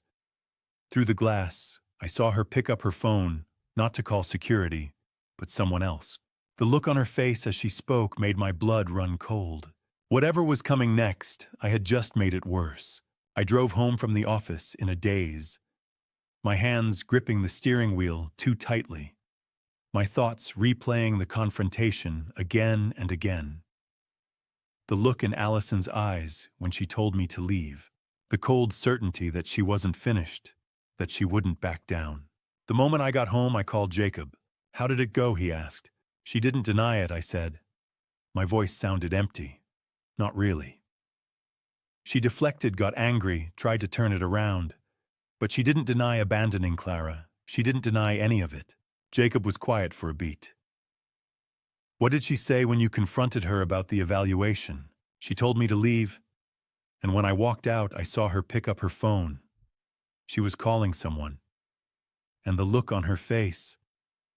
I sank into the chair in my study. "She's going to retaliate. Then we need to move fast," Jacob said. "We need to understand exactly what she's doing. I want to know who Dr. Brady Thornton really is, how she found him, what role he's playing." "I'll make some calls," Jacob said. "Give me a couple of hours." I tried to wait. I made coffee. I didn't drink. I paced. I stared at the fake psychiatric evaluation still sitting on my desk exactly where I'd left it before everything exploded. 2 hours felt endless. When Jacob finally called, I answered immediately. "Tell me." "Brady Thornton isn't a licensed psychiatrist," Jacob said. "He's not licensed at all." I straightened. "Go on." "He was a medical student at Oregon Health and Science University. 2 years. Dropped out in 2018. No degree, no license, no certification." Papers rustled. After that, he rebranded himself as a wellness coach. More specifically, an elder care consultant. And that means, officially, helping families navigate aging concerns. Unofficially, helping adult children build cases for conservatorship. He produces assessments designed to make elderly parents appear incompetent. My stomach tightened. The evaluation. Yes, and he's done this before. How many times? 4 documented cases in the last 3 years. In all 4, his evaluations were used to pursue conservatorship. All 4 cases settled quietly. The parents gave up control rather than fight. 4 families. 4 lives dismantled. "So he's a scam artist," I said. "An elder abuser," Jacob corrected. "He found a profitable niche." "How did Allison find him?" "They met at a healthcare conference in Seattle in 2022. There's a photo. Networking event. He gave a presentation on cognitive decline in aging executives 2 years ago. She'd been planning this long before I suspected anything. "Send me the photo." "Already did." I opened my laptop. The image showed a group of professionals holding drinks. In the back, Allison stood beside a man with sandy hair and an easy smile. "Brady Thornton." They stood close. Familiar. "She sought him out," I said. "This wasn't random." "No," Jacob agreed. "She likely knew exactly what he did." "What about the other families?" "Most details are sealed." But all 4 adult children claimed dementia. All relied on Brady's evaluations. All parents surrendered. "Because fighting would mean questioning their own sanity," I said quietly. "It's psychological warfare." "Yes." I opened my trust account. The balance should have been $200,000. It was $150,000. I scrolled. 3 weeks ago, $50,000 transferred out. "She's already stealing," I said. "What?" "The trust fund. 50,000 gone, and another 10 last month. 15 before that." "Philip, we need the police," Jacob said. "This is fraud." "Not yet." "Why not?" "It's not enough," I said. "Right now, it looks like a family dispute. A concerned daughter, a wellness consultant, a worried aging father. But she'll say I'm paranoid, that I'm proving her point. She has witnesses. She's been preparing this for months. So what do you want to do?" I looked around my study, at the documents, at Marianne's photograph. "I want to know the full plan," I said. "Brady doesn't work for free. There's an end game. I want to know it before we move." Jacob was silent. "You're sure?" "No. But I know going early will help her. And if she escalates, She will, I said. After we hung up, I sat alone and thought about my daughter. About the girl who believed I could fix anything. About the woman who hired a con artist to destroy me. I thought about Brady Thornton and the families he'd helped dismantle. And I wondered how far Allison would go. 4 families had surrendered. 4 parents had lost everything rather than fight. But I wasn't going to surrender, even if it meant accepting that the daughter I raised was gone, replaced by someone I didn't recognize. Someone who abandoned her child and was now dismantling her father's life to keep that secret buried. That night, I didn't sleep. I sat in the dark and wondered where her line was. And I realized I didn't know. I no longer knew what my daughter was capable of. But I was about to find out. The Saturday morning light felt different, colder somehow, even though the sun was shining.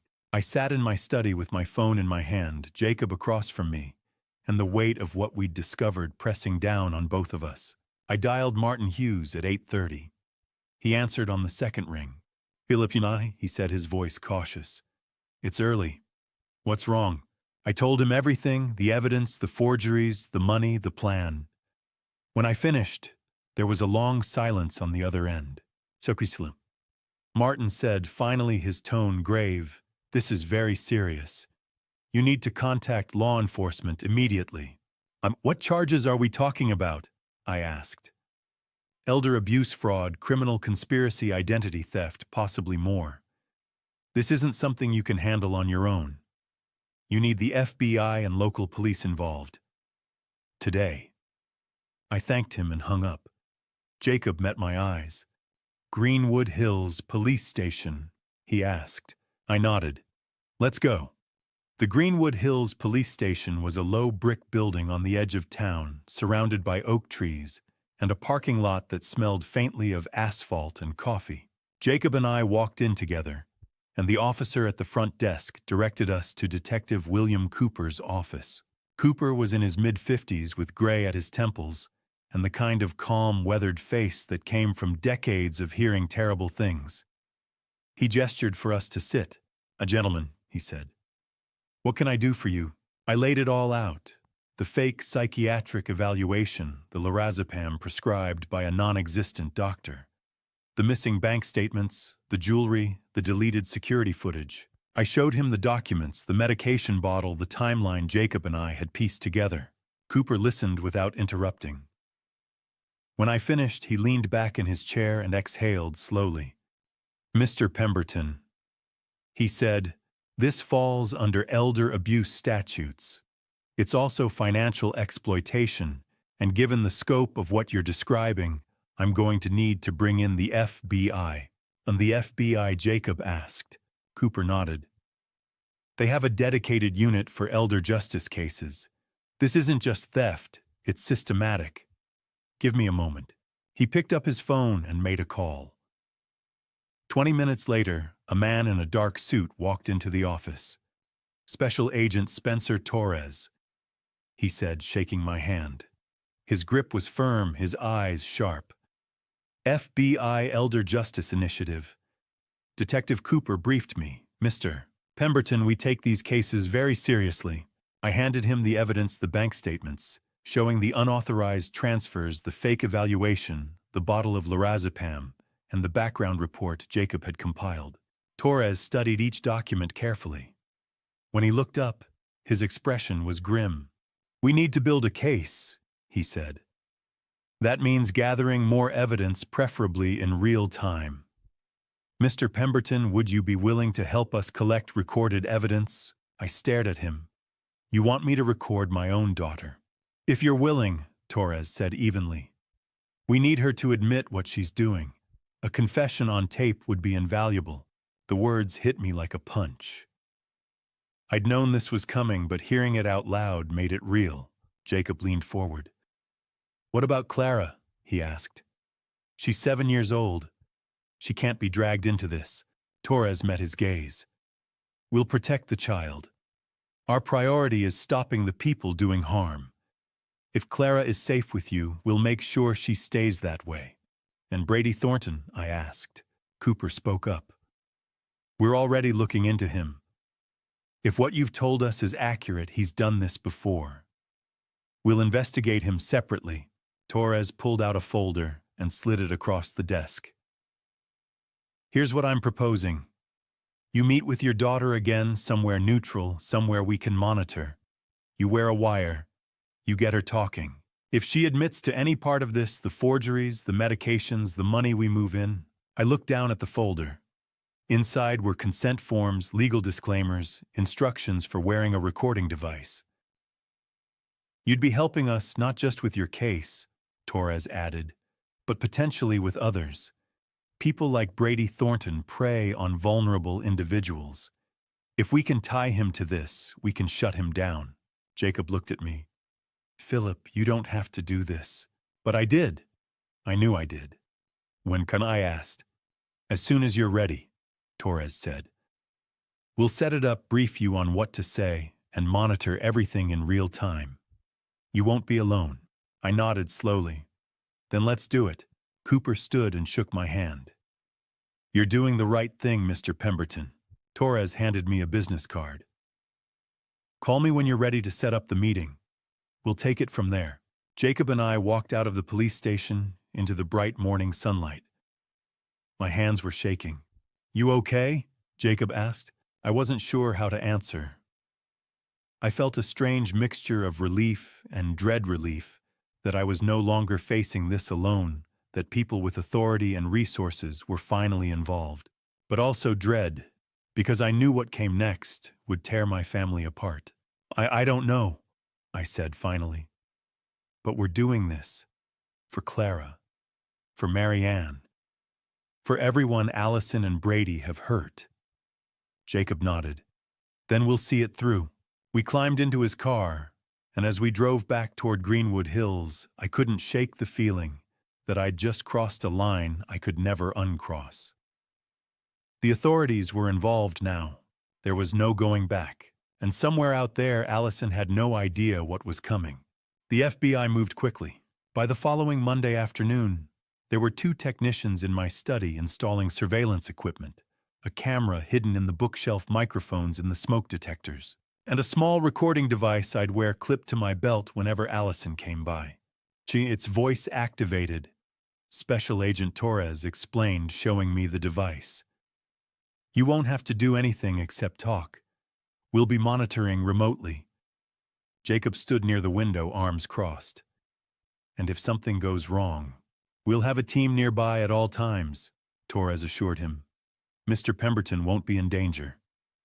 I wasn't so sure about that, but I nodded anyway. Day 1, Monday evening. Allison arrived at 6:30, unannounced as usual. I heard her car in the driveway and felt the small recorder press against my ribs beneath my sweater. She let herself in with her key. Hi, Dad, she said, breezing into the living room. Her tone was light, but her eyes were calculating. I wanted to check in on you. I'm fine, I said carefully. She sat down across from me, folding her hands in her lap. Actually, I've been thinking. You're getting older. Living alone in this big house, it's not safe. I'm perfectly capable of taking care of myself. And are you? She tilted her head as if genuinely concerned. Dad, I think it might be time to consider an assisted living facility. Somewhere with staff. People who can keep an eye on you. The words felt rehearsed. I forced myself to stay calm. Why would I need that? Because you're 70 years old, she said, leaning forward. And Dr. Thornton seems to think it would be in your best interest. There it was. Brady's name spoken aloud. I see, I said quietly. Allison smiled. Just think about it, okay? She left 10 minutes later. As soon as the door closed, Torres called. We got it, he said. She mentioned Thornton. That ties her to him directly. Day 3, Wednesday afternoon. FBI surveillance tracked Allison to a small cafe on the north side of town. Brady Thornton met her there at 2 o'clock. I wasn't present, but Torres called me afterward with the details. We couldn't get audio, he explained. But we had a lip reader analyze the footage. Your daughter told Thornton the old man won't cooperate. Thornton replied, we need to push harder. Get him committed to a psych facility. I felt sick. They're escalating, Torres continued. That's good for us. Means they're desperate. Day 5, Friday morning. Torres had instructed me to fake a medical episode, something believable, but not dangerous. Something that would prompt Allison to act. So on Friday morning I called her. Allison, I said, letting my voice waver slightly. I'm not feeling well. She arrived within 20 minutes. I was sitting in the living room when she walked in, clutching my chest theatrically. "My dad," she said sharply. "What's wrong?" "I don't know," I said. "Dizzy, my chest." She didn't hesitate. She pulled out her phone and called 911. The paramedics arrived 12 minutes later. They checked my vitals and loaded me onto a stretcher. Allison rode with me to the hospital, her face tight with what might have been concern or frustration. At the ER, the attending physician ran tests. "Mr. Pemberton," he said finally, "you're perfectly fine. All your vitals are normal." Allison's expression hardened. But he collapsed. There's no medical indication of that," the doctor said gently. Allison stared at me. For just a moment, I saw something cold flicker across her face. On the drive home, she didn't say a word. Day 7, Sunday evening. Torres called me that night. "We have enough surveillance footage," he said. "The cafe meeting the hospital incident, the recordings from your house, it all paints a clear picture. But we need one more thing." "What?" "A direct threat, or a demand. Something explicit that we can use in court. Right now, everything's circumstantial. We need her to make a move." "How do I get her to do that?" "Just invite her over," Torres said. "Tell her you're ready to discuss arrangements for your future. Make it sound like you're giving in. She'll think she's won. That's when people get careless." I took a breath. And then we move in. I sent Allison a text message that night. "Can we talk? I'm ready to discuss my future." She replied within seconds. "Friday morning, 10 a.m. We'll settle this once and for all." I stared at the screen. Friday. 5 days away. 5 days for her to plan whatever she was planning. Jacob came by late that evening. We sat in the study, neither of us saying much. "You ready for this?" he asked finally. "I have to be," I said. Jacob nodded. "Then we'll be ready too." That night, I couldn't sleep. I kept thinking about Allison as a child, the way she used to hold my hand, the way she'd laugh at my terrible jokes. I thought about Marianne, and how proud she'd been of our daughter. And I thought about Clara, 7 years old, who had no idea her mother had abandoned her, who had no idea that in 5 days everything would change. I knew what was coming. The wire, the confrontation, the confession. The moment when federal agents would walk through my door and arrest my own daughter. Friday would destroy my family, but it was the only way to save it. I told myself that over and over as I lay in the dark waiting for morning. Because if I didn't believe it, I wasn't sure I could go through with what came next. Thursday afternoon felt wrong from the moment Jacob called me. "Philip," he said, his voice tight with panic. "Allison took Clara." I was in my study reviewing paperwork for tomorrow's confrontation. His words didn't register at first. "What do you mean, took her?" "From school," Jacob said. "I went to pick her up at 3, and the teacher said her mother already came. Allison showed up with ID and Clara's birth certificate. Told them there was a family emergency." My blood went cold. "Where is she now?" "I don't know," Jacob said. "I'm calling Torres." "Do it," I said, "now." Special Agent Torres called me back 20 minutes later. "We're aware of the situation," he said. "Legally, Allison is Clara's biological mother. She has parental rights. Unless there's an immediate threat to the child's safety, we can't intervene. She abandoned Clara 7 years ago." I said, my voice rising. "She has no right."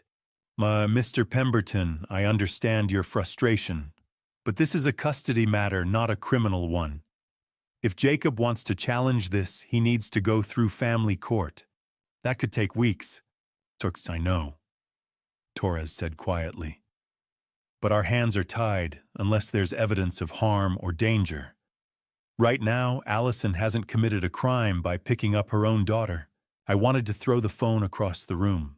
Where would she take her? I asked. Most likely her apartment, Torres said. We're sending officers to do a welfare check right now. Jacob called me 30 minutes later. They found them, he said. Clara's at Allison's apartment. She's okay physically, at least. The police said there's no immediate danger. Did you talk to her? For 2 minutes, Jacob said, his voice breaking. The officer let me speak to her. She asked me why the nice lady said she was her mom. I didn't know what to tell her. I closed my eyes. Clara was 7 years old. She had no idea what was happening. What did Allison say? I asked. Nothing. She wouldn't come to the phone. Just told the officer that Clara was her daughter and she had every right to spend time with her. And the police, they said unless there's a court order they can't remove Clara. Allison's within her legal rights. I called Martin Hughes immediately. Martin, I need an emergency custody petition filed tonight. Howie Phillip Family Court doesn't work that way. Even an emergency hearing could take 72 hours. I don't care, I said. File it. Jacob has been Clara's sole caregiver for 7 years. Allison abandoned her. That has to count for something. It does, Martin said. But we'll need documentation proof of abandonment proof that Jacob's been the primary caregiver character witnesses. I can start the paperwork tonight, but we won't get a hearing until next week at the earliest. Next week, I felt the walls closing in. Clara could be gone by then. I'll do everything I can, Martin said. But you need to prepare Jacob for the possibility that this could get messy. Jacob came to my house that evening. He looked like he hadn't slept in days. She won't answer my calls, he said. I've tried 20 times. Allison just lets it go to voicemail. Torres said Clara's safe, I reminded him. She's not in danger. You don't know that, Jacob said, his voice raw. Allison abandoned her once. What if she does it again? What if she just disappears? I didn't have an answer for that. We sat in silence for a long time. Outside, the sun was setting, casting long shadows across the lawn. I thought about Clara, her drawing her smile the way she'd called me Grandpa Phillip that first night at the Lexington room. And I thought about Allison, my daughter. The woman who had given birth to Clara and then walked away. The woman who was now using that same child as leverage. She's going to call, I said finally. Jacob looked at me. How do you know? Because that's what this is about. She doesn't want Clara. She wants control. And she knows taking Clara is the one thing that will force us to negotiate. As if on cue, my phone rang. I looked at the screen. Allison. Jacob leaned forward. Answer it. I put the phone on speaker. Hello, Allison. Her voice was calm. Too calm. Oh, hi, Dad, she said sweetly. I thought we should talk. Where's Clara? She's fine. She's watching a movie. We had pizza for dinner. She's a sweet kid. I can see why Jacob's so attached. My jaw tightened. What do you want? I want to settle this, Allison said. All of it. Tomorrow. You, me, and the future of this family. Is that a threat? It's an invitation, she said. 10 a.m., your house. We'll discuss Clara. We'll discuss your estate. And we'll come to an agreement. And if I refuse, there was a pause. Then Allison's voice turned cold. Then I disappear with Clara. And you'll never see either of us again. The line went dead. Jacob stared at me, his face pale. She's serious, he said. I know. What do we do? I looked at the phone in my hand. Tomorrow was supposed to be the confrontation, the wire, the confession, the moment when everything came crashing down on Allison. But now she'd changed the game. Now Clara was in the middle of it. We go through with it, I said quietly. Torres will be monitoring. If Allison makes a single threat, if she admits to anything on tape, they move in, and then we get Clara back. And if it goes wrong, I didn't answer, because I didn't know. All I knew was that tomorrow, one way or another, this ended. That night, I lay awake in the dark, thinking about the last time I'd felt this helpless.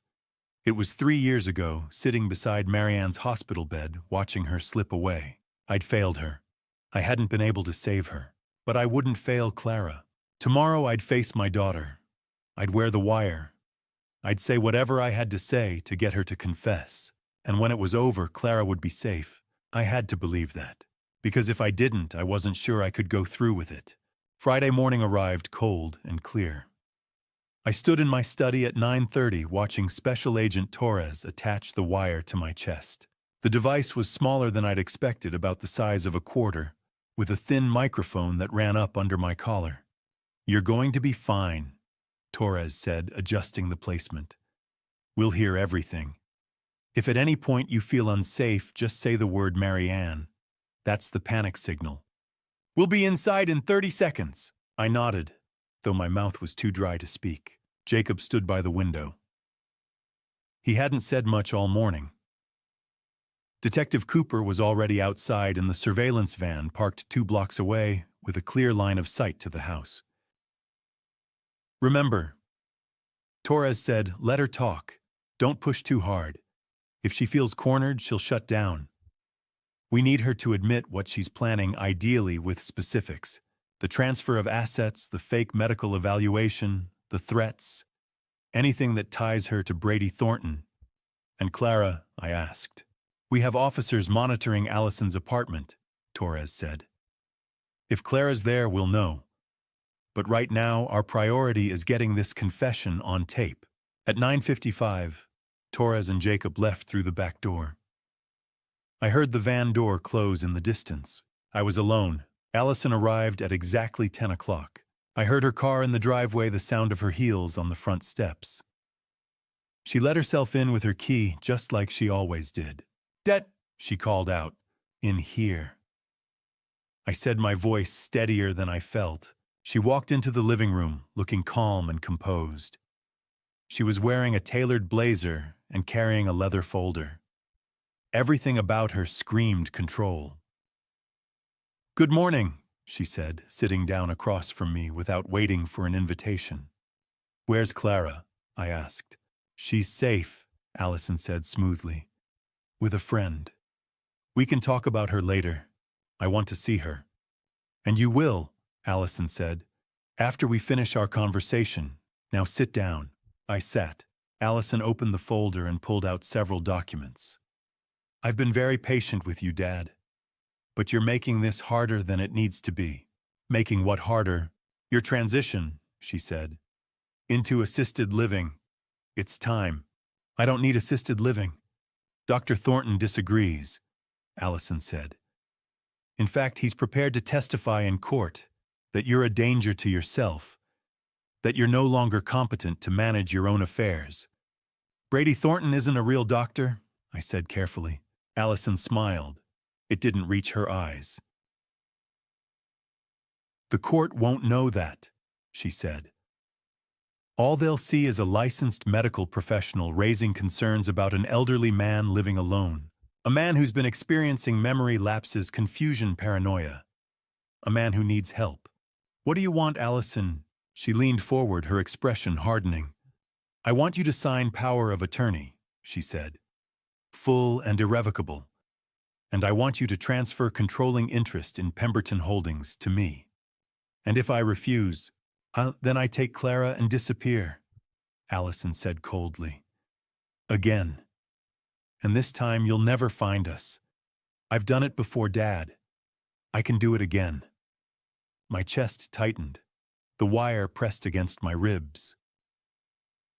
"You're using your own daughter as leverage," I asked. "She's insurance," Allison said. "A guarantee that you'll cooperate." "What happened to you?" I asked quietly. "How did you become this person?" For just a moment something flickered across her face, something raw and wounded.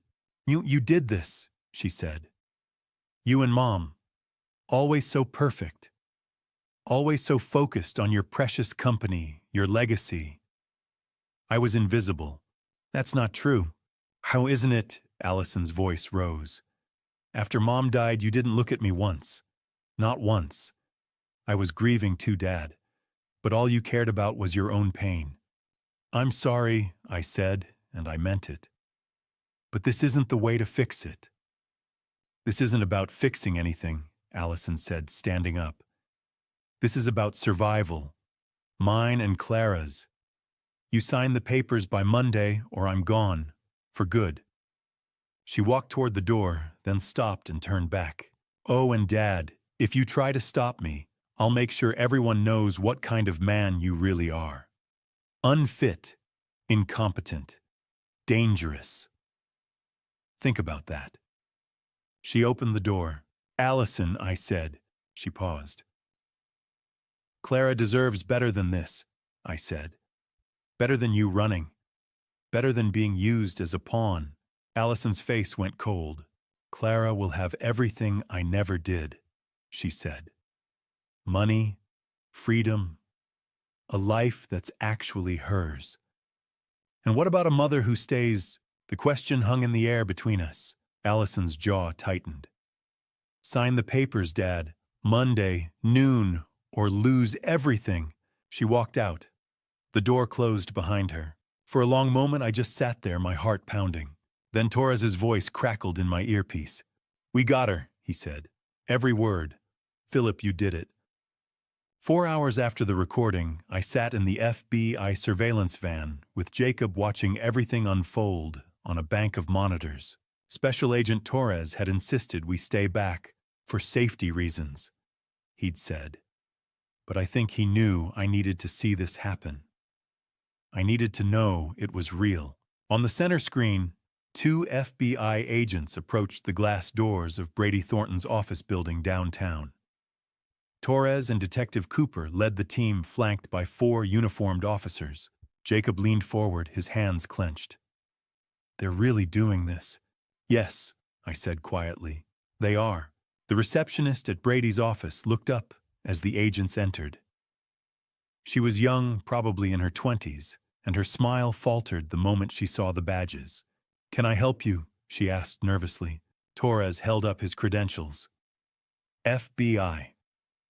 We need to speak with Dr. Brady Thornton. Do you have an appointment? I know, Torres said. But he'll want to see us. The receptionist picked up the phone, her hands shaking slightly. A moment later, Brady's voice came through the intercom. What's this about elder abuse fraud and conspiracy? Torres said loudly enough for the whole office to hear. You can come out here or we can come in there. There was a pause. Then Brady emerged from his office, his face composed, but his eyes sharp with calculation. I'm not sure what you think you have, Brady said smoothly, but I'm a licensed mental health professional. Anything between me and my clients is confidential. Cooper stepped forward. You're not licensed, Mr. Thornton. You dropped out of medical school in 2018, which means you have no doctor-patient privilege to hide behind. Brady's composure slipped for just a second. I'd like to call my lawyer. You can do that from the station, Torres said. He nodded to the officers. Brady Thornton, you're under arrest for elder abuse fraud and conspiracy to commit identity theft. The officers moved in. Brady didn't resist, but his jaw tightened as they cuffed his hands behind his back. You have the right to remain silent. Cooper began reading him his Miranda rights as they let him out. Jacob exhaled beside me. 1 down. 1 to go, I said. On the second monitor, a police cruiser pulled up outside Allison's apartment building. 2 officers got out and walked up the stairs to the 3rd floor. My heart pounded as they knocked on the door. Allison opened it, still dressed in the blazer she'd worn to my house that morning. Her expression shifted from annoyance to alarm. What's going on? She asked. Allison Pemberton, one of the officers said. Yes, you're under arrest for elder abuse, fraud, extortion, and conspiracy. This is ridiculous, Allison said, her voice rising. My father is senile? He doesn't know what he's saying. We have a recording of your conversation this morning, the officer said. You have the right to remain silent. Anything you say can and will be used against you in a court of law. Allison's face went white. "You had him wired," she whispered. The officer didn't answer. He just turned her around and cuffed her wrists, and then I heard a small voice from inside the apartment. "Daddy." Jacob shot to his feet. "Clara." Torres nodded. "Go." Jacob was out of the van before I could say a word. I watched on the monitor as he sprinted up the stairs and into the apartment. Clara stood in the living room, her eyes wide and frightened. "Daddy!" she cried, running to him. Jacob scooped her up and held her tight, burying his face in her hair. "I'm here, sweetheart. You're safe now. Why are they taking that lady away?" Clara asked, her voice small. "It's okay." Jacob said, his voice breaking. "You're coming home with me." One of the officers spoke quietly to Jacob, confirming that Clara was unharmed and that she could leave with him immediately. Jacob nodded, still holding Clara like he'd never let go. On the monitor, Allison was being led down the stairs in handcuffs. She didn't look back. I sat in the van for a long time after the monitors went dark. Torres had stepped outside to coordinate with the officers transporting Brady and Allison to the station. The van was quiet except for the hum of the equipment. I thought about the last time I'd seen Allison without anger or fear clouding my vision. She'd been 16, laughing at something Marianne had said over dinner. Her whole face had lit up. She'd been so bright, so full of life. Where had that girl gone? Jacob climbed back into the van, Clara asleep in his arms. She looked so small, her face pressed against his shoulder. "She okay?" I asked. She's exhausted," Jacob said. "But she's okay." I reached out and gently touched Clara's hair. She stirred slightly, but didn't wake. "Thank you," Jacob said quietly. "For everything. For believing me.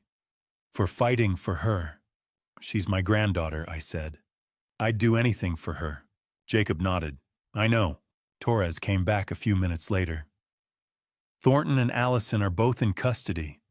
They'll be arraigned on Monday. Given the evidence, I don't expect either of them to make bail." "What happens now?" I asked. "Now we build the case," Torres said. "Testimonies, financials, the recording.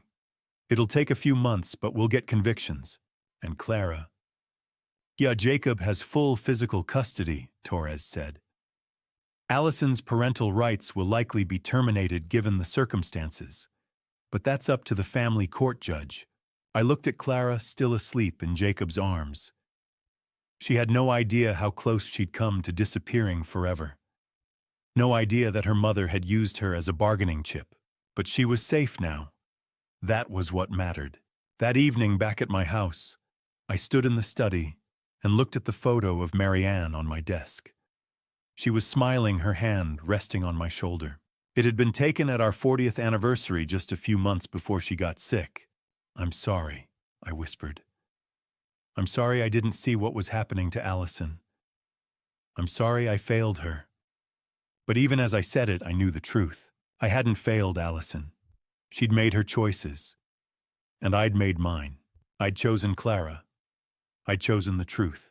And for the first time in weeks, I felt something close to peace.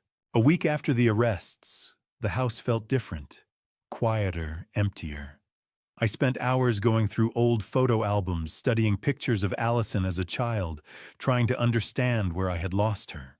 The doorbell rang at 10 in the morning. When I opened the door, Jacob stood there with Clara beside him. "I hope this is okay," Jacob said.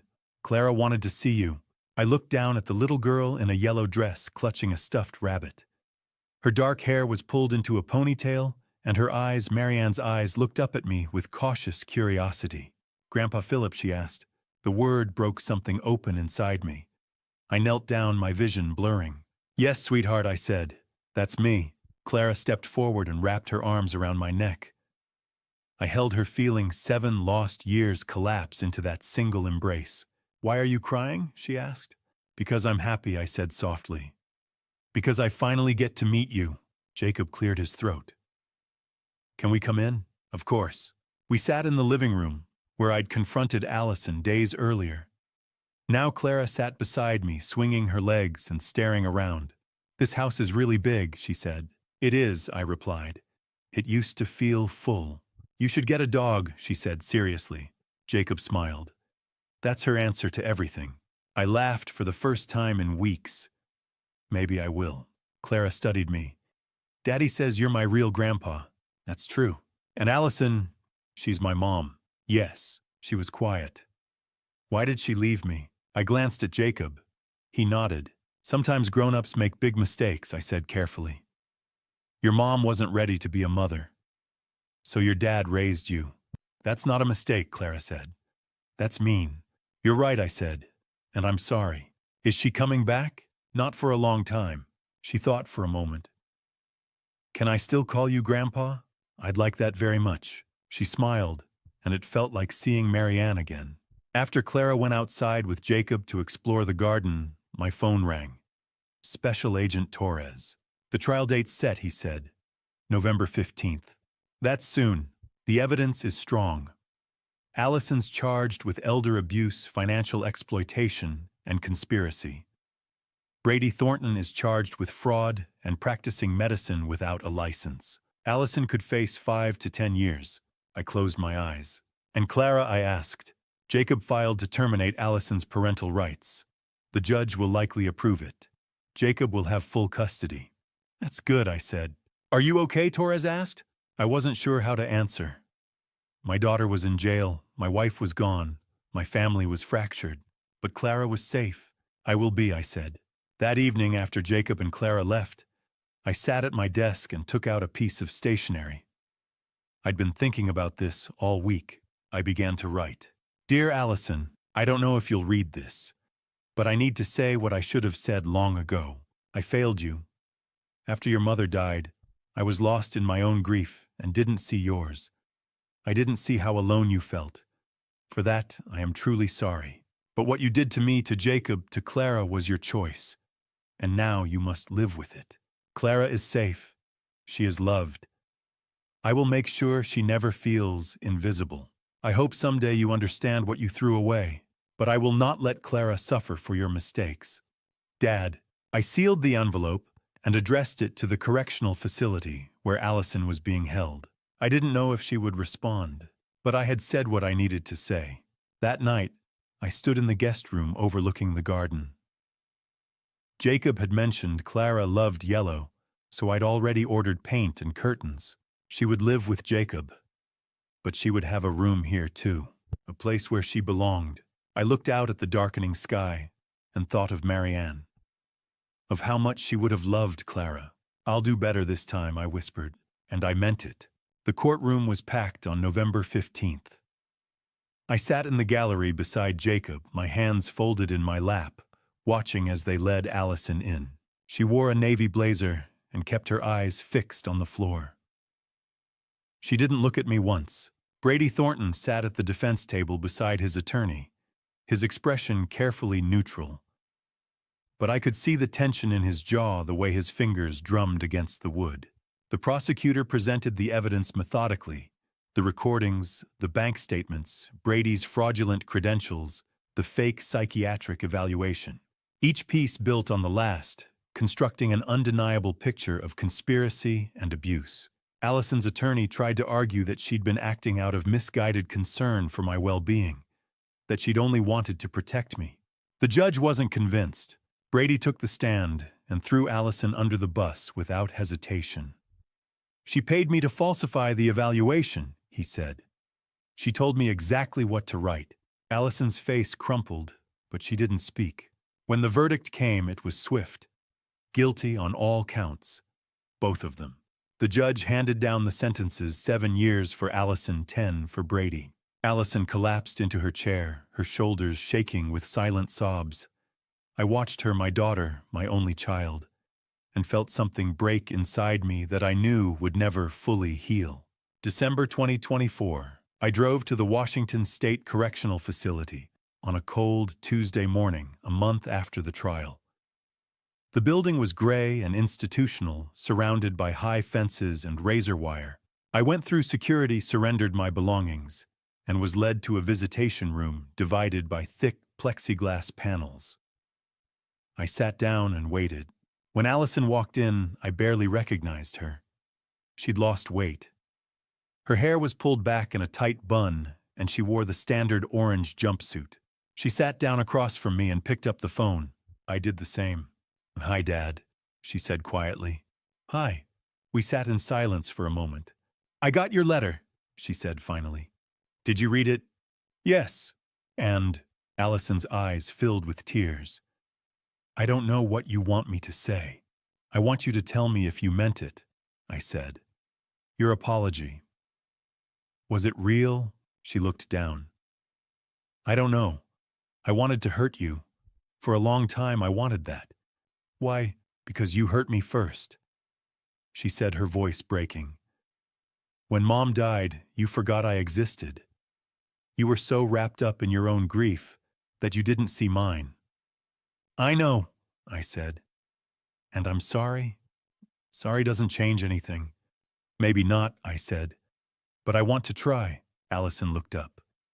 "Try what?" "To be your father again, if you'll let me." She stared at me for a long moment, searching my face for something, sincerity maybe, or proof that I meant it. "What about Clara?" she asked. "She's safe. Jacob's a good father. Does she hate me?" "No," I said. "She's confused, but she doesn't hate you." Allison's tears spilled over. "Will you bring her to see me?" "When she's ready," I said. "And when you're ready." Allison nodded slowly. "I'll come back next month," I said. "If you want me to." "Okay," she whispered.